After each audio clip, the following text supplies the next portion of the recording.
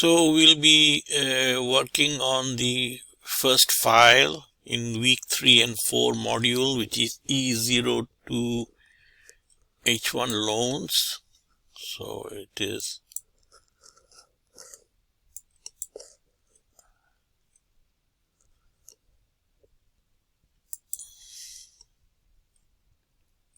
available here.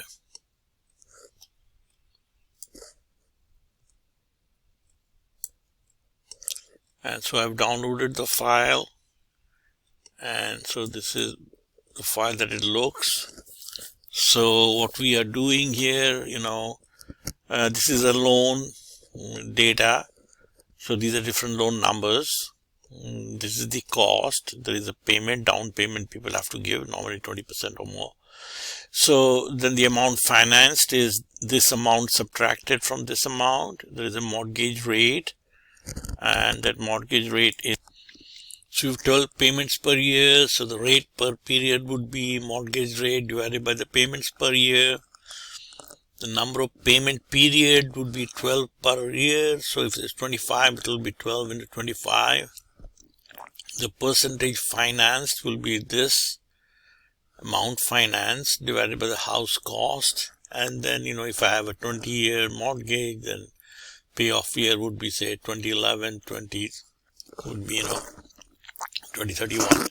So and then these are the summary statistics. It will come house cost, down payment, finance, and so on.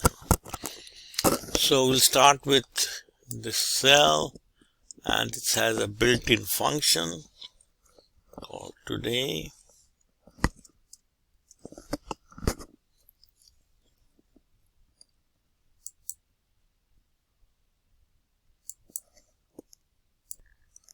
And so we have a built-in function here.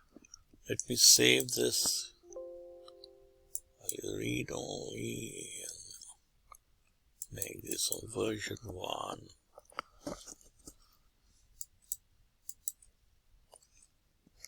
So I have a built-in function here called today.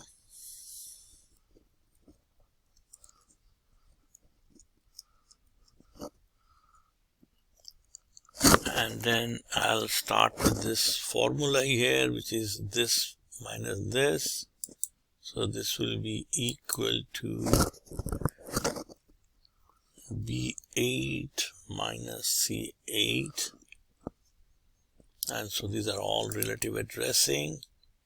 And then I copy paste this much. Next, I am going to rate per period. This is my this value in this cell divided by this cell address. So I don't want to change the cell address, so I'll have to use the absolute. So it would be E8 divided by B5, and I can just do function F4. So when I write the B5 and then I hit function F4, that will give me the absolute address.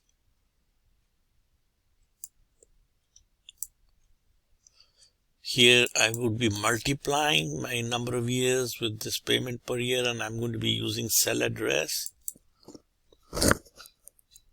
So this will be D.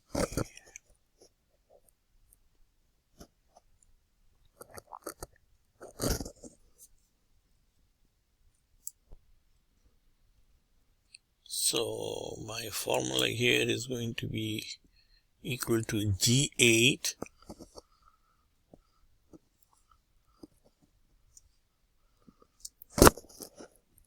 and it's B5 again. I'm multiplying now, and I do the same thing, function F4.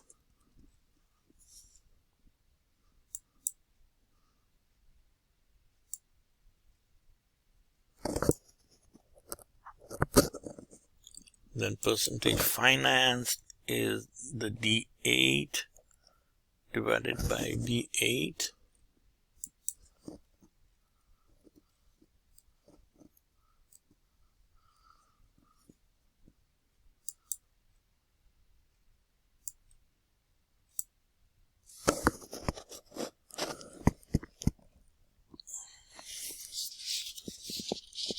and then I'm going to be doing the sum here. So this is equal to sum B8 colon B12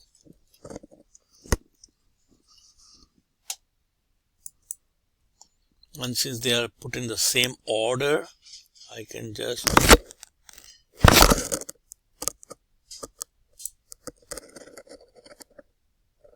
then this is equal to average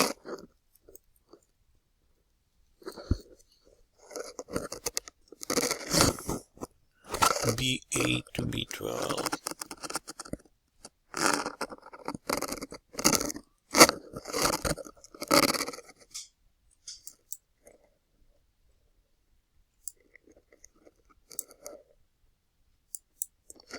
This is equal to median, so which is the central number. If we order them up in some decreasing or increasing order,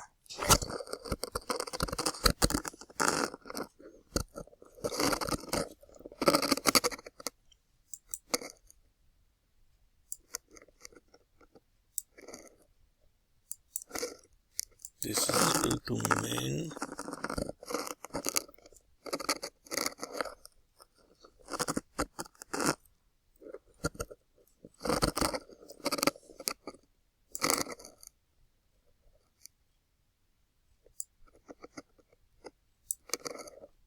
this is equal to max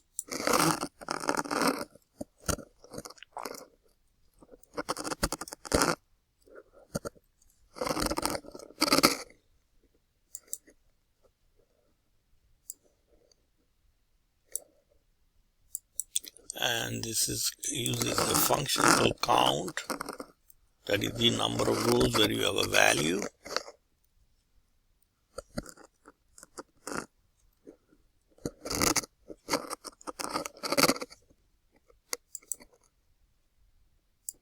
And that will be the same number of rows.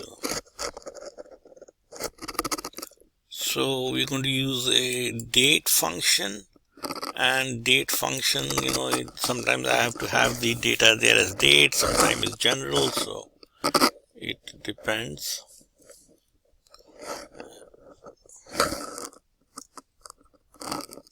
So year J8 picks up the year part of the, if it is a general data function, it will pick up the 2011, and then I'm going to add the period of the and it is like this, and then I make this general. So Microsoft has some peculiarities when you're dealing with the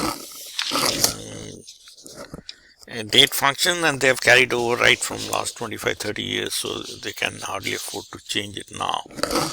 There's so much of existing documents built on those characteristics. So that was the second file, and now we will move to the third file.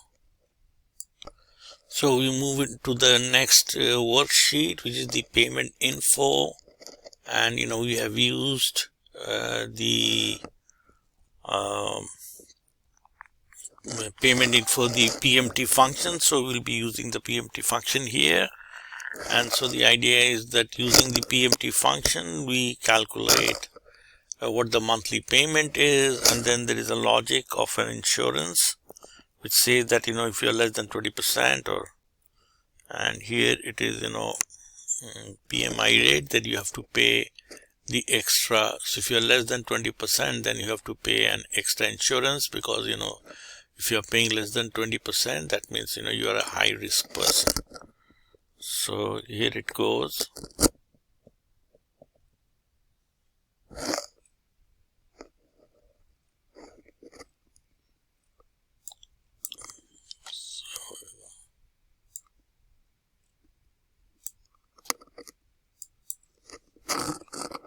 Say rates,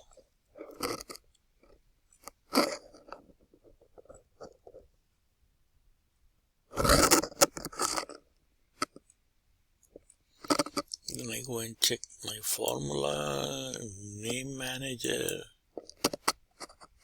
and there is my rates. And so first I'm going to do a VLOOKUP so that if it is 25, it comes out with this value. If it is 30, it comes with this value. So it's that VLOOKUP, that is, we are transferring in an intelligent fashion the values in this table into this larger table. So we write equal to VLOOKUP. So in your when you do your homework, you have to be giving the address of the table instead of using the name, because for whatever reason they don't like to use the names.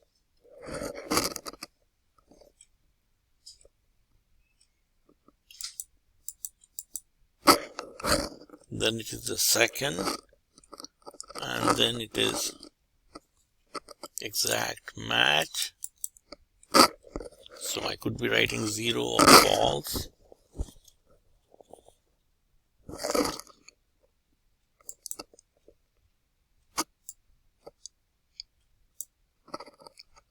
Then this is the monthly payment, which is the PMT function we have used before last week, and that has these different parameters. The first one is the monthly rate, which is the G9 divided by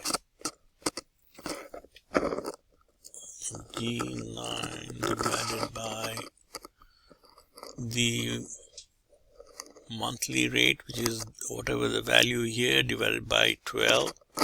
So it is G9 divided by B5, and I do function F4. So that is my monthly rate.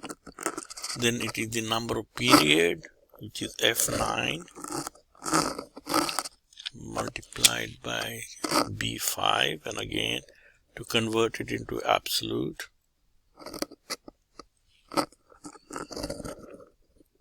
Then, to avoid getting a red color, I write minus D9, and then it is 0, and it is 1. So this is at the beginning of the month, so I'm writing 0 instead of 1, and then when I apply the formula, so it is 0. Future value all is paid off. We are paying it at the end of the month, and so this is okay. Now the logic of monthly PMI is that it is required by the law that if a bank is giving a property loan to a person who is not able to come up with 20% down payment, then that person is taken as a high risk, and therefore that person has to pay some extra money as an insurance. So this insurance company is a separate company who will take this extra insurance premium and then protect the bank in case you are unable to pay. So the idea is, if the down payment is more than 20%, then the insurance payment is 0. Otherwise, you will have to be paying 0.38% of the amount PMI rate, or the amount financed, D9 by B6 multiplied by B6. Okay, so let's write the formula here, equal to if E9 is greater than and equal to B7, which is where the down payment rate is. I mean, it varies, but by and large it has held at 20% for many years. Then you pay 0. So an if statement has 3 parts to it. Otherwise, you are going to be paying a percentage, this multiplied by this this PMI rate on the thing that you're paying. So otherwise it is D9 multiplied by B6, which is the PMI rate, and I want to hold that value, that address as absolute. So D9, that is the amount financed by, the PMI rate divided by the number of payments per year, which is B5, and that again is a absolute value. So this is my if statement, and because the guy is paying more than 20%, he is not paying anything.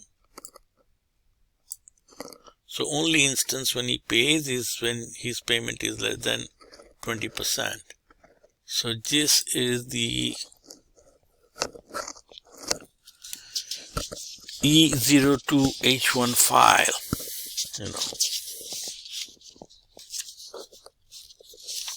Then we'll go over to the next one, the next file, which is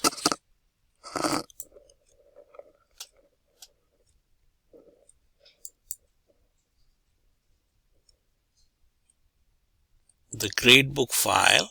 So this is the file, and I've already downloaded this one.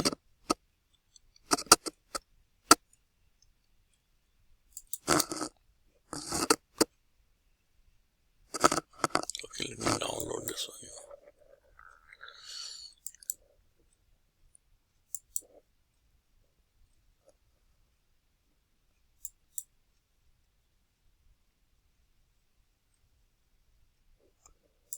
And again, so this is Chap2myitlab gradebook file, and so I'm going to be saving it.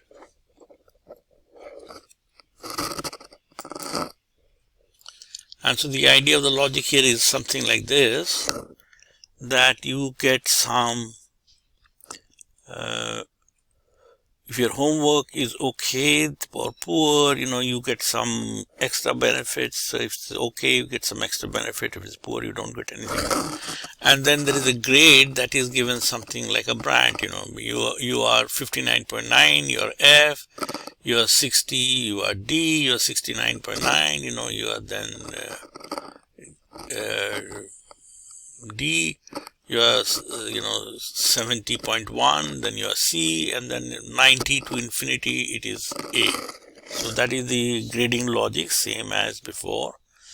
And so now we say the semester average is equal to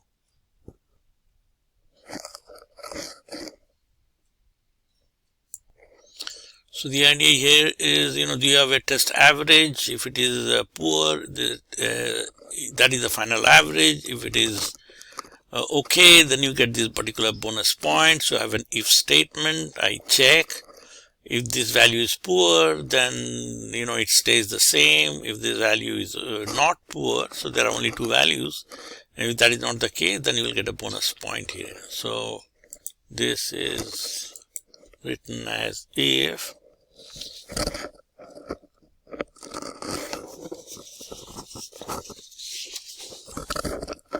H4 is equal to, and we have to keep the case, that is exactly the lowercase and uppercase values should be the same. Then the guy continues having G4, otherwise the guy gets this bonus point, which is H19, and we don't want to change the address of H19, so I do function F4,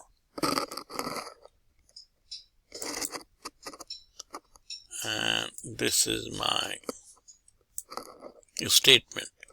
And now I will be doing a grading using this. So this is not an exact match. So earlier, we used to always get an exact match. This is between values. And so like it give example here, if it's 59.99, it is F, but if it is 60.00, it is D. So that is the logic of things. And so I'll now go, so I'll first of all make this into a table, and I'll call this table as grade.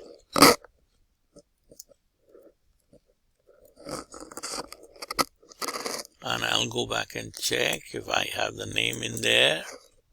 Okay, I have the name in there, and I am now going to write, the formula is already the input there, so I'll just remove it.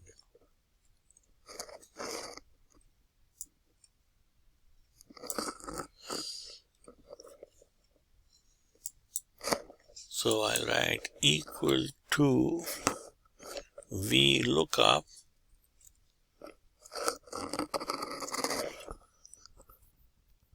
I4, so that is the value I will read. Then my table name is grade. It is again the second column, but now this is true, it's an approximate match.